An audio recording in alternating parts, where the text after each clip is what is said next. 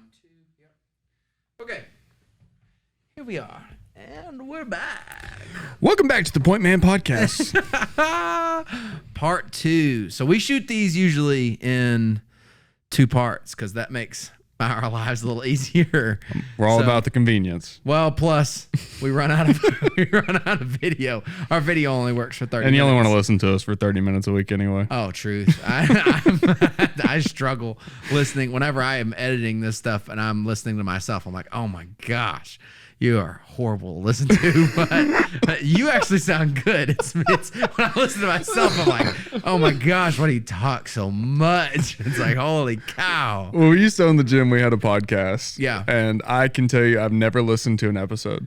Yeah, it's miserable. We just would talk, and then I would literally, before we even left the gym, I just put it out on the internet and just walked out. I was like, I don't care. Whatever it sounded like, that's what you get. It's probably why it wasn't that successful, honestly. But we have so off of like Sunday, we'll have like video of like speaking and stuff. And Cabot doesn't usually do video, but a few weeks ago we did video, and we did a video and shot it, and I was going to edit it. I was like, I'm going to edit it and I'm going to make it look good. I'm going to clip it up and whatever else. And so I sat down and dropped it in the software, and I'm going through it, and dude, I start listening to it, and it's like, I don't know why anyone would listen to me. It is like horrible. I mean, it is so bad. I don't know if that's just because you're I think it's just you. Yeah, I think it's like just you and you. Listen to yourself talk. Like, I don't even like going back and looking at videos that I post on Instagram. Stuff that I know that I did right. Sure, like I'll still go back and watch a video. I'm like, why did I post that? Ugh. Yeah. No, I do it. I do it all the time. I cannot stand watching myself because I'll make a joke or something, and it may have been funny in the moment, and maybe it's even funny on video, but like when I watch it back, I'm like, oh gosh. But that's what they say about like going to a comedy show. So really? It's like 20% less funny when you watch it on video, and then it's even less funnier when you listen to it without seeing the comedian. So like there's levels. So like when you're live in the room, something that may be, let's say, 10% funny. Sure. It's hilarious in the moment. Yeah. If you go back and watch it when you're sitting on your couch, it's not funny anymore. Oh, no. So there's the piece there because there's like an energy environment, that's around it. Other people laughing. It's the same when we're sitting here talking. Like you just say stuff and you're like, oh, that was good, and then like you go back and listen to it later. You're like, stop. No, like, why am I here? Everything we say here is good. It's always good. I'll catch myself halfway through a thought and say, this was dumb. I just could never make it to whatever point 2 is. Every time I say there's 2 things, I'll talk about one and never make it to the second one. It's like then we just keep moving on. It's like, hey, I forgot what the second one was anyway. It's like, don't worry about it. So this one we are jumping into being the point man for your kids. So last one's being the point man in your home. We got off track a little bit in the beginning because I threw some curveballs in the last one. And we touched on point man for kids. We did. A little bit at the end of the last one. So a little bit at the end of the last one. But I think this one gives the chance to jump in to some kind of interesting stuff. So kind of kick us off. So walk me through kind of what your thoughts are. Yeah, I'm interested in this one. So we are hitting this from different angles when we're talking about it. So I have a 15 and a 3-month-old. Yep. And you've got 4 under 4. I have 4 under 4. So I've got a 4-year-old, 2 3-year-olds, and a 1-year-old. So my 15-year-old's adopted. He's lived with us since he was 12 or 13. Yep. So I didn't raise him either the whole time, which changes the conversation a lot. And so talking to your kids and being the point man for them is interesting. Oh yeah, it's hard. I'll kick it off with just talking to teenagers in general. I think is tough. Absolutely.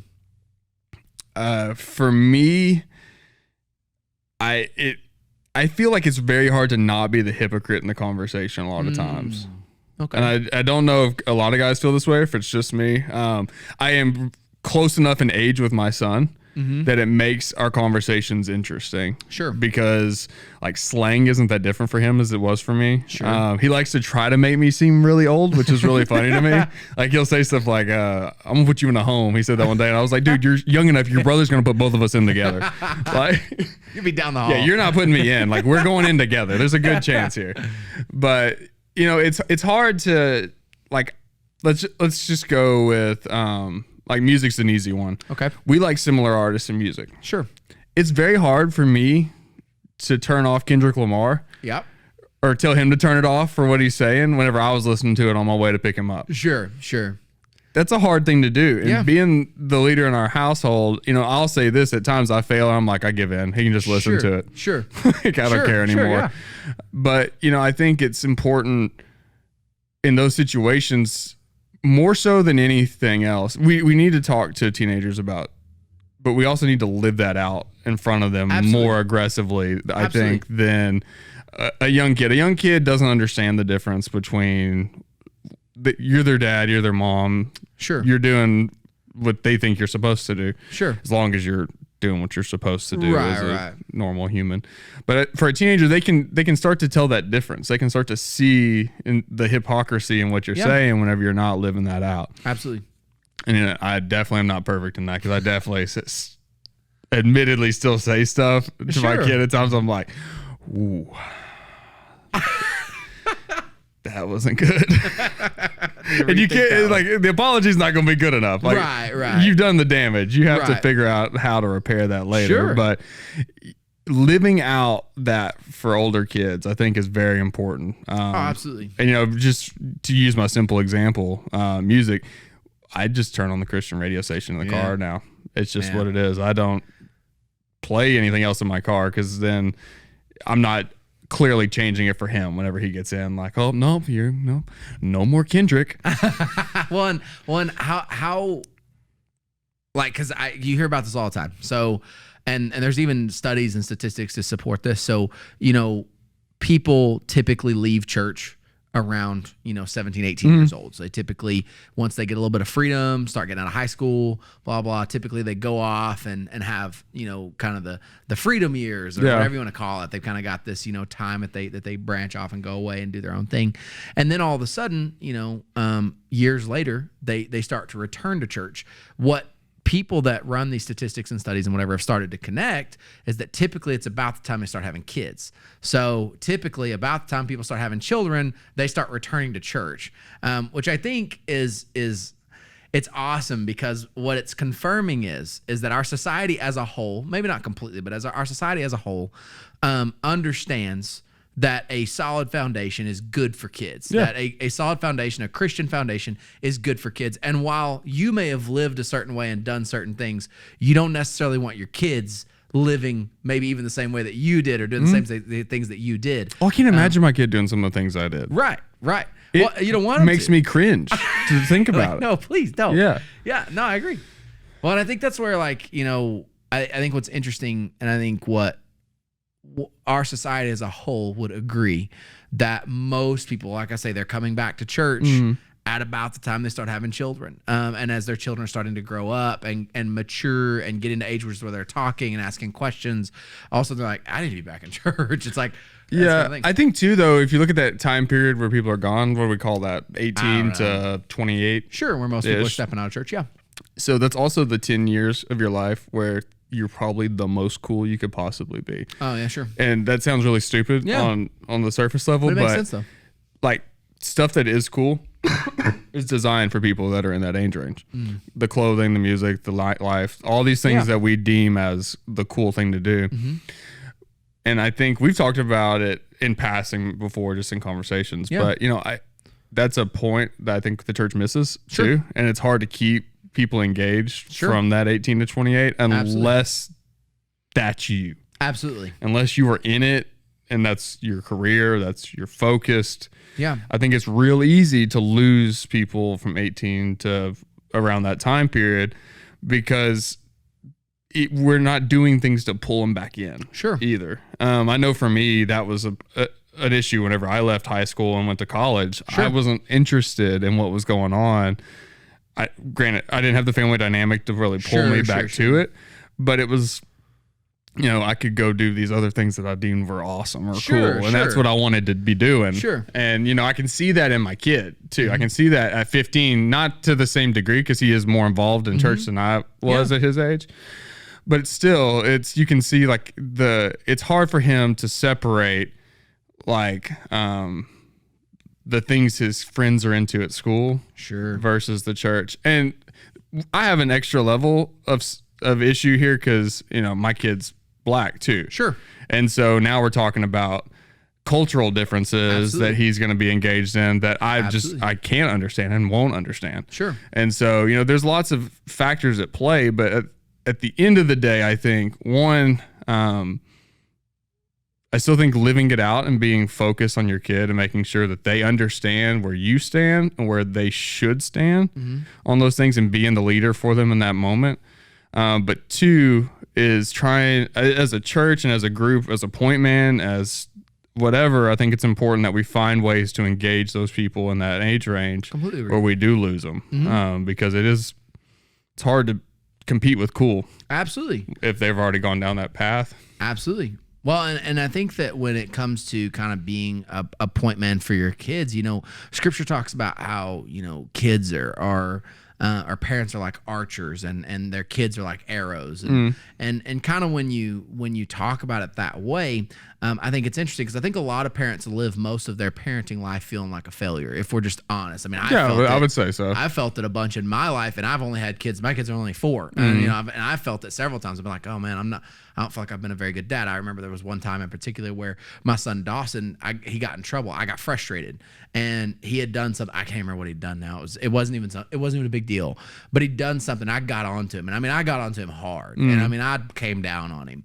and I remember sitting back and going, oh my gosh, I'm a horrible dad, and I don't know what to do now. And so it's like, I don't even know if I don't know what to do. And I think a lot of dads and moms do walk through life, most of their life, feeling like they're a failure or that they're failing their children in some way, whether that be that, it's like, I feel like I'm failing my kids in this area.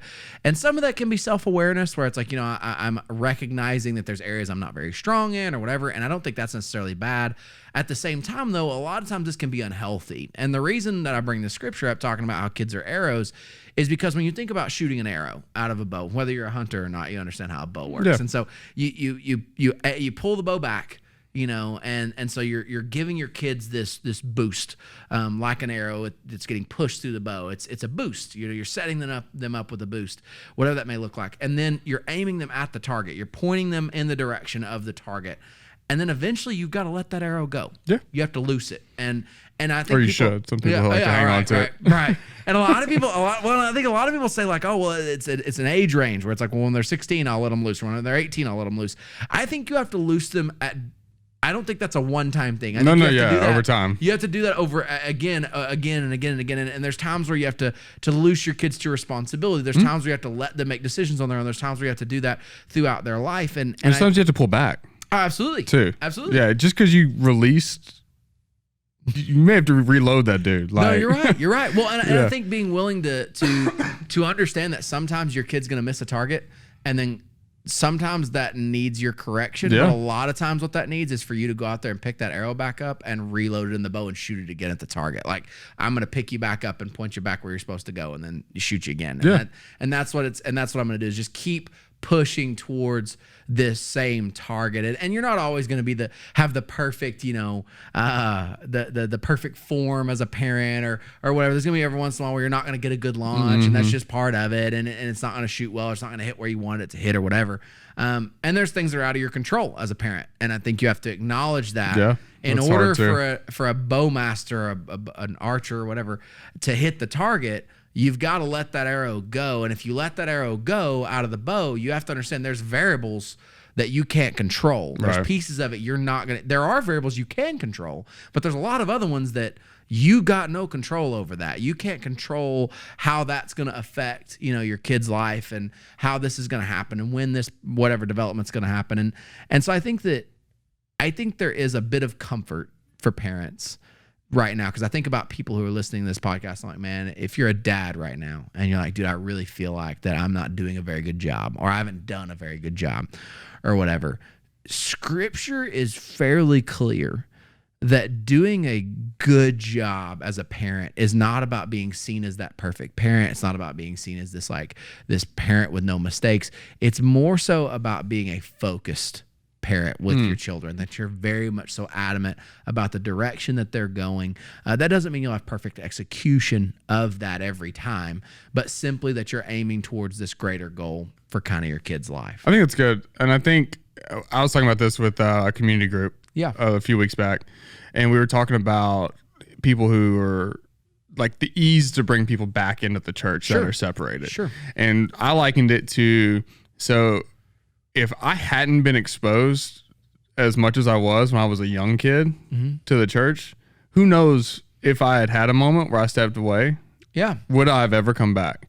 If I had, I don't know, because I was exposed to it my whole life. Granted, I never really had a moment where I was like, peace, church. Like, just gone. Sure. But, I could see how someone who was not exposed to it at all, think about how hard it would be to explain the things we do at church to someone who just has no idea. No connection, which it's kind of a crazy deal. But if you're been to a church and you've seen people pray, you've seen people talk, you would feel more comfortable with coming back and listening to that person, being a little more open to it on the second time around. I think that's a point for me where it's always like, even if I screw something up over here, as long as I'm still focused on that exposure for my kids and to be the focus of our household, I don't want to let myself off for being wrong or to do the wrong thing. However, it does, like you say, give you that comfort of like, there's a chance. There's an opportunity that this kid. Well, and what God has called you to do, you're doing. And as parents, we're not called to control the outcome. Right. We are called, though, to control what we can control, which is our effort, and we can control our focus, and we can control those types of things. That doesn't mean you'll have perfect execution, all those things all the time, but I'm not accountable necessarily for the outcome, being like, oh man, well, your kid, didn't do so well in this particular area or whatever it is. They had a situation where, let's just say, for instance, my kids grow up a little bit and one of them goes to a party one night and gets drunk, and it's like a whole deal, and they've done something dumb, and they tried to drive a car or whatever, and they got in trouble. Maybe not a horrible scenario where they tried to drive a car and they ran over somebody, but in that they tried to do something, they did something silly, and they got in trouble. And people would come up to me and go, well, Kendall, you failed, and this is your kid failed in this scenario. And it's like, yeah, okay, yes, maybe there's a little bit of failure in that, but at the same time, I'm not accountable for the outcome. I'm accountable for being faithful every day, with my kids, that I'm going to be as faithful as I can, following God and raising them. And then from there, I'm going to have to trust that God is going to lead them through. We talked about with students all the time. People talked about when I ran church camps, people were talking about, well, students could sneak out and they could, guy and girl students could run off and get cooties, but they could do this thing. And we talked about it, I was like, at the end of the day, there's only so much we can stop them from doing. At the end of the day, I think you need safeguards in place. If you let them at home, they're going to sneak out and do it anyway. Right. And so I told them, I was like, we're going to put safeguards in place. Yeah. We're going to have all these different things. I was like, but at the end of the day, if the kid really wants to get out and do something silly, they're probably going to find a way to do it. They're either going to do it at camp, or they're going to wait till they go home and then they'll do it when they get home. Yeah. It's like, I was like, at some point, you've got to put some type of onus of you got to put some kind of trust that God is going to lead these kids to where they really need to go. At some point, you got to say, hey, I'm going to do everything I can to get you ready. I'm going to do everything I can to prepare you. I'm going to do everything I can to put you in the best position, to aim you at the target.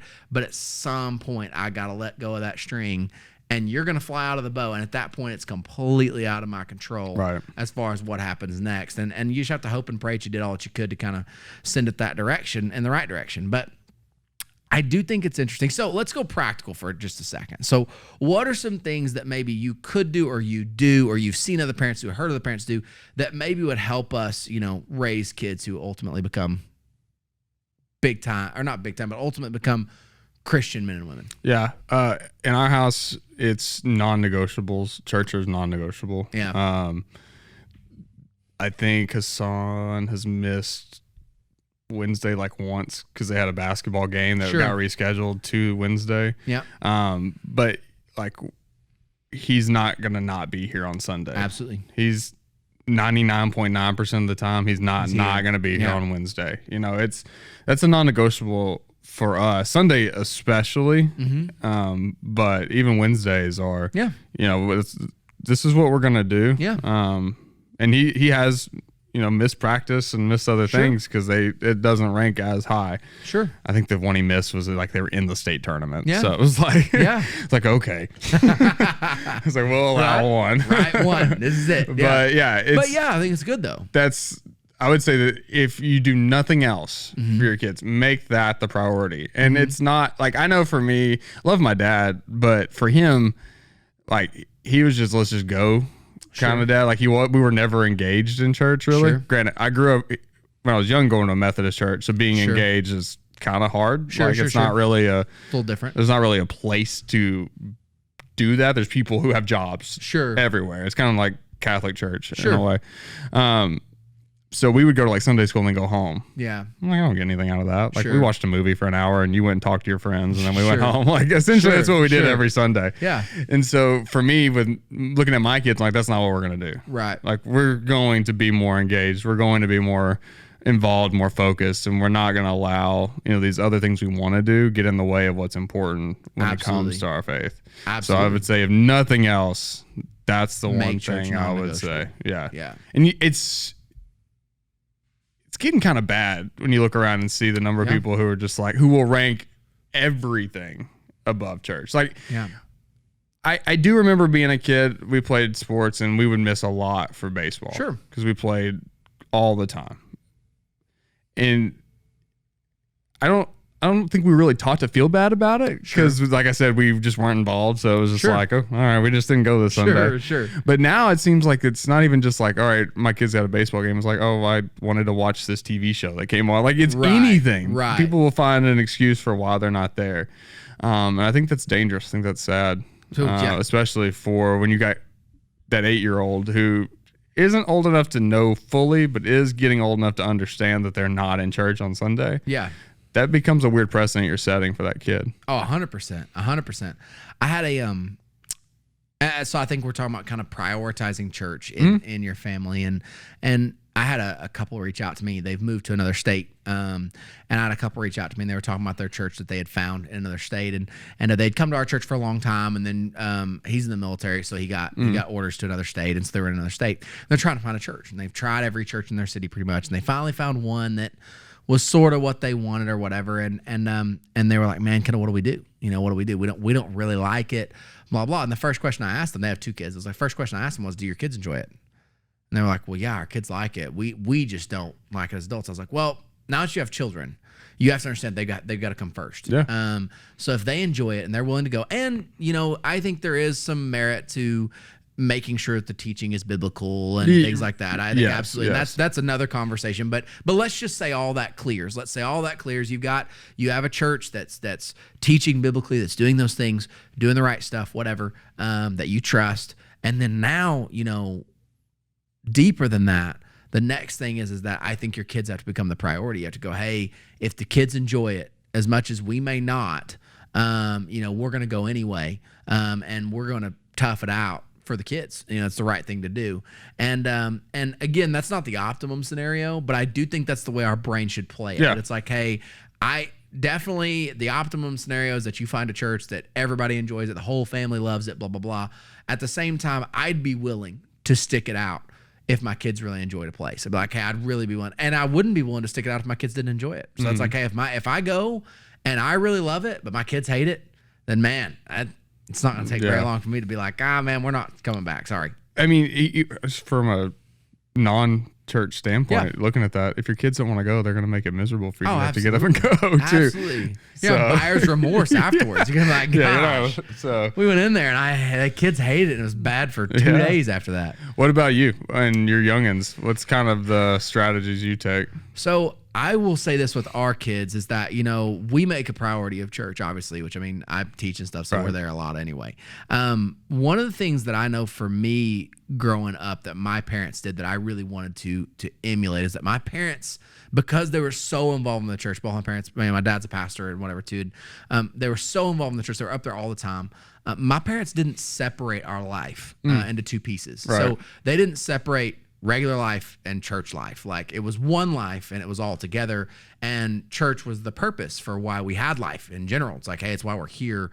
We're here to help others. We're here to minister. We're here to whatever. And some of the things that I think now people attribute to, for instance, sports and clubs and whatever at school, a lot of those principles like serving others and not being selfish and not living that way, I learned a lot of that through church, through being involved in my church, through being involved in what we were doing. So if you're missing, it's hard to get those lessons. Exactly. And so it wasn't even just the lessons on Sunday. It was like, my parents they'd have a work day at the church. And most of the time kids are difficult at a work day, just to be honest. But now when I do a work day, I bring my kids up there and they're terrors. I mean, they're horrible. It does not help us at all. But I don't want my kids to have this idea that we have a church life and then a regular life at home, and the two are separate. And I don't really like that. It's kind of like that row the boat that we talked about a long time ago. Yeah. It's like if it doesn't make the boat go faster, then why you do it. Yeah. So if you're ranking your faith and your kids' faith below these things, the boat's not going very fast. It's going to slow down and dry up real quick. It is. Well, and I think for us, that's the main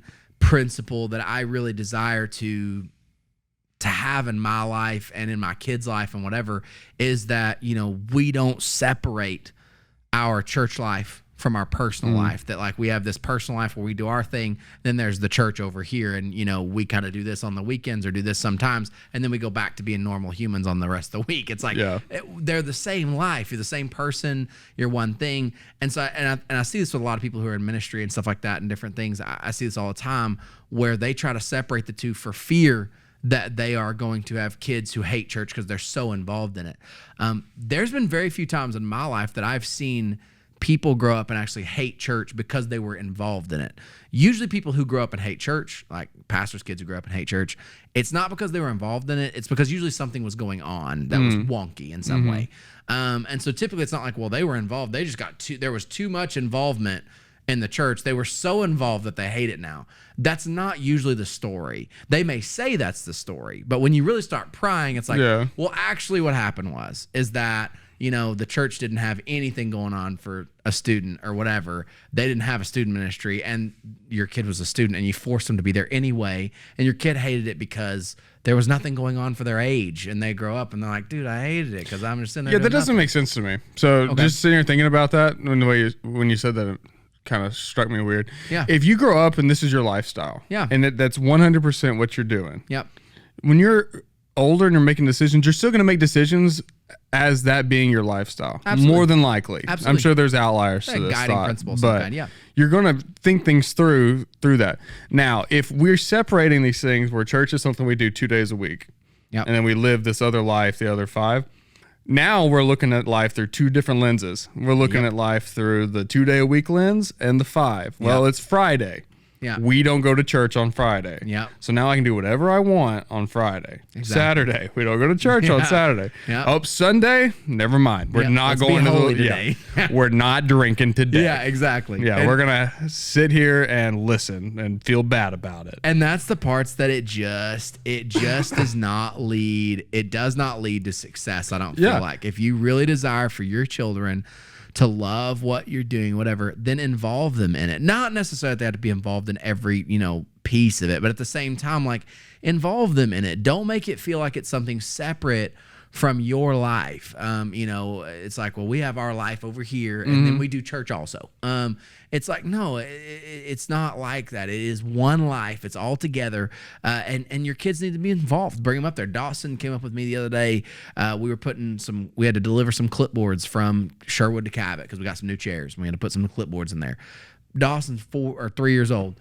Dude was not a bunch of help when it came to clipboards, but he drug a bucket in there full of clipboards and strode it everywhere. But I mean, he had fun doing it. It was something he and I did together. We went up there, dropped the clipboards off, and in his mind, I don't want my kids, and this is just like a personal fear for me, is I never want my kids, because I'm so involved in the church, I never want them to be like, the church is something dad does. And then there's us. Yeah.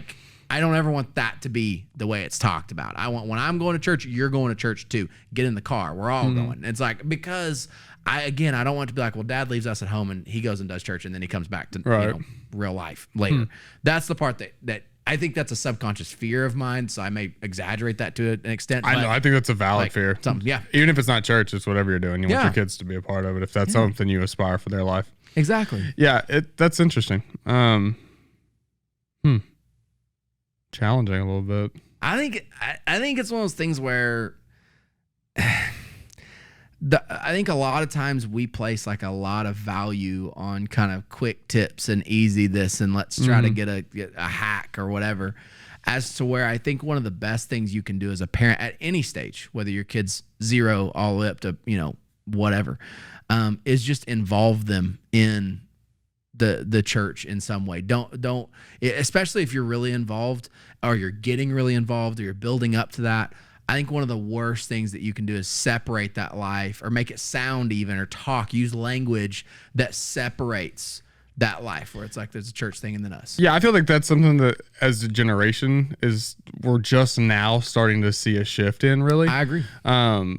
Like my grandpa did his thing and everybody else existed in their own world. Yeah. My dad, not as much, was involved a lot more, but still, like they've got their own thing going on and you just don't mess with it. Sure. And I think now this generation that we're kind of in, excuse me, is starting to see that wall maybe break down a little bit more. Yeah. I think so like too. I feel like it's more, I feel like I see more young dads doing more things with their kids, taking their kids with them more places. There's a lot less that's dad's time as it used to be. I've struggled with that a little bit because I want my kid to not lay around and be lazy all the time. Sure. And so like I used to take him to the gym all the time. Yeah. Well, then he's just sitting there talking the whole time. Yeah. I can't do anything I need to do. So I quit taking him. But then I'm at home like, why aren't you working out? We got all the equipment. Why aren't you doing this? Well, it's because I didn't take him anymore. Sure. I quit showing him what to do. I quit involving him in that part of my life. And that's true. I think for me, it's challenge laid out, guys. Get your kids in the building. Get them in there with you. Yeah. This again, I think we overcomplicate it sometimes. And I think we talked about this a couple of weeks ago. It's like, we sometimes overcomplicate an answer because we really don't want to do it. And it's like, I'm just going to make it sound so complex that it's impossible. It's like, would it be 1,000 times easier for you to go to the gym by yourself, no kids, and work out? Amen. Absolutely. And sometimes you may have to, but at the same time, it's like, and this is where for me, it boils down. It's like, there's this pressing feeling, especially in church work. There's this pressing feeling of needing to get something done. And you're like, I need to get it done. It needs to get done today. But then there's this other part of me sometimes where I sit back and I go, is that important? Yes. Does it need to get done today? Yes. At the same time, you need to be able to involve other people in the story. And ultimately, when you involve other people in the story, your kids, other volunteers, whatever it may be, the stuff usually takes longer. You could usually get it done. There's the proverb, the African proverb that talks about where it's like, if you want to go fast, go alone. Yeah. But if you want to go far, go together. Go together. Yeah. It's like that's where it's like, you're not going to go fast, but you're going to go far. And it's going to change things. The more you can involve people in your story and in your life. And I think the same is true with your children. If you can make the decision, and it takes discipline, because for me, even there's times where it's like, I could have gotten this done in 15 minutes. I'd have been done. I'd already be home. And it's like, but now I'm picking up, like we were delivering clipboards, and Dawson throws a whole bucket of clipboards all the way across the worship center. And I'm like, I have to go pick all those up now. I swear I wouldn't have to do that if he wasn't with me. But it's like, at the same time, and we have to stop for, he likes these juices from Walmart. I don't even know what they are, but we have to stop and get a juice. That's what we have to stop and do. But, those are also memories that we'll have of being like, hey, we stop and get juice. That's what we do. That's our thing. My son, he's decided, I don't know why he does this to himself, but every time we go to a big race, he wants to go and wants to be there. The races we typically, if we're gearing to go to a race, we're planning to be there for like a day. Yeah. Like a full day. It's not like a 5K. We're not going to be in and out in an hour. Like, so the last one was the one I've spoken about a few times where we were running all night and everything. Well, like 20 minutes in, I realized he has my phone in his head. Like, I've been running, or not, maybe it's been an hour, but I was like, you have my phone. Like, it's that sounds so stupid, but like, it's one of those weird parent moments where I was like, you don't touch my phone. Like, so I'm sitting there like trying to like shove food in my mouth, and I'm looking over there at him. It's like getting on to him, mad. It's like, what are you doing? But it's like, because you go into parent mode either way. He's still getting exposed to this crazy adventure we're on. Sure. But it's like, you stop there for a second, just like you're having to go pick up clipboard. It's like, why did I do this? Like, I was sitting there, I probably went out for my next lap. I don't really remember. I'm sure I was like, why did I bring him? Yeah. Like, I wouldn't have had to. I just wasted, like, I don't know how much energy, but more than I wanted to. Get on It's the truth. It's the truth. Phone. I was like, you got your own phone. Why are you on mine? How did you get into mine? What just happened? All these things come to mind, and I saw it like the lap before, and I was like, I think he's got my phone. And I stopped and took a break the next time. I was like, he does have my phone. What? He's got my phone. It's the truth. Well, and it's like I think it's that tolerance for inconvenience. Yeah. To be able to go, is it? You gotta build it. Is it somewhat inconvenient? Is it somewhat inconvenient to have your kid involved in stuff that you're doing? Yes. Yeah. There are going to be parts of it where they're not as fast or they're not as whatever. But I'll say this though, is that I do think for your child, I don't think there's anything more valuable than being able to be involved with what you're doing, with whatever it may. And that goes for church, but I also think that goes for like hobbies and things too. It does, yeah. Being involved in the things that you're involved in, I think is a big deal. Even if they don't want to be involved, they're like, I don't want to be involved. It's like, yeah, they do. They don't know even how to express that yet. You know, they're still working through hormones and whatever. And you got to work too on like, whenever they become difficult to deal with, sometimes it's okay to let them go off and do their own thing at that moment too. It is. Yeah. Like totally. Just because they're not as interested at that moment as you are. Sure. I know like people who have a trade. Yeah. Like teach your kid how to do that. Yeah. Like I didn't take the time or it wasn't forced upon me to learn my dad's. And like now I still have to call him. Yeah. Like him or somebody else is going to come fix it because I don't know how to do it. Yeah. But if you're an electrician or something, teach your kid at least the basics of how to do those things. Absolutely. Even, I don't know why that just came to my mind, but do it. Yeah, do it. Yeah, do it. Do it and bring him to church. And bring him to church with you. So I think we may have run past our allotted time. Our video may have died. But guys, it has been incredible. This has been awesome. I think it's been a great conversation. I really like the points that were made. And so, like we say, drop comments, ask questions. We like to talk through that different stuff. So do that. And then we will go from there. Yeah. Guys, and if you are listening and are in Sherwood, North Little Rock, with some Cabot. Yeah. Austin, Searcy, anywhere there? BB, I'm thinking of the small towns. Small towns around Cabot. Yeah. If you're in that area, semester's starting. Yes, it is. April 6th. This will probably come out for week 2 of the semester. Yeah, we'll probably be week 2, so we'll probably be past it by then. Yeah, but still. Yeah. Come hang out. Yeah, it's going to be a good time. 6:30 to 7:30 at the campuses, Sherwood or Cabot. Yeah, exciting stuff. Yes. Take it easy, guys. All right, peace.